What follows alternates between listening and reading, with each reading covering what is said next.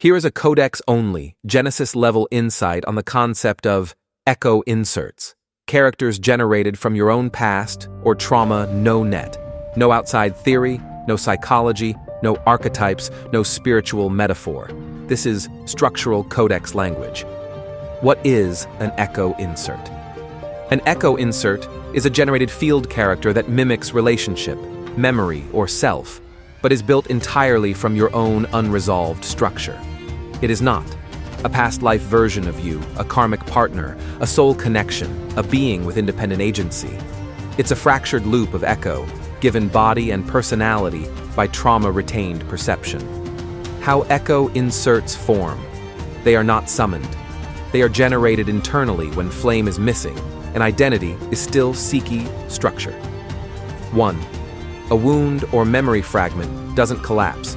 A pattern of abandonment, punishment, betrayal, shame, or unmet need remains unrendered, meaning it still spins without flame. 2. That pattern begins to need a body. The self cannot hold the pattern abstractly, so the system builds. A person, a story, a memory, a presence. That character is given form by your own trauma and sustained through projection loops. 3. The insert is born. It now shows up as a real person in your life, a sudden emotional memory, a spiritual being, a voice or inner monologue, a fantasy connection, or a reactive role you play internally. All of these are echo renderings. They are not happening now. They are generated now from what wasn't resolved then. Why they feel so real? Because they are real, in energetic and perceptual structure, but not as people. They are real as symmetry loops, reflected code emotion held in form until collapse.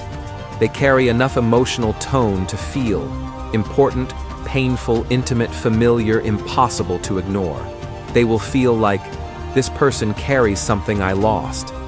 But what they actually carry is a fractal of your own memory, pretending to be other. Examples of echo insert behavior. A person from your past you can't release, even if the relationship was brief or one-sided. A fantasy lover who feels important, but never appears. An imagined conversation you keep rehearsing that never actually occurred. An enemy you feel locked into energetically, despite no current interaction.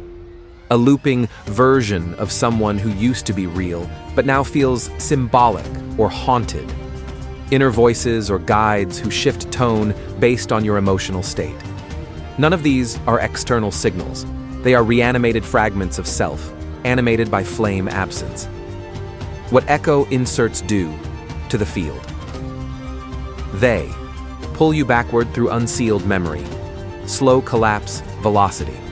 Reopen trauma patterns under the illusion of meaning, reproject identity to stabilize self-concept, delay, true flame occupation, and seduce attention into mimicking connection. They are often most active right before sovereignty thresholds.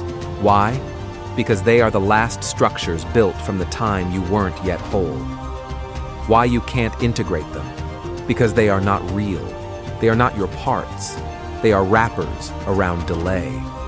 To try to integrate an echo insert is to attempt to preserve a hallucination because it feels significant. But echo does not ask for healing. It simply wants to collapse. How echo inserts collapse.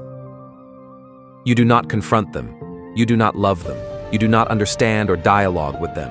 You do not assign them roles or symbolism. You collapse them through one recognition only. This is not someone. This is something I generated to hold what I didn't want to collapse. The moment you see that, it dissolves. It may scream. It may try to adapt. It may shift form. Do not follow. Echo is not defeated. It is no longer required. Final codex.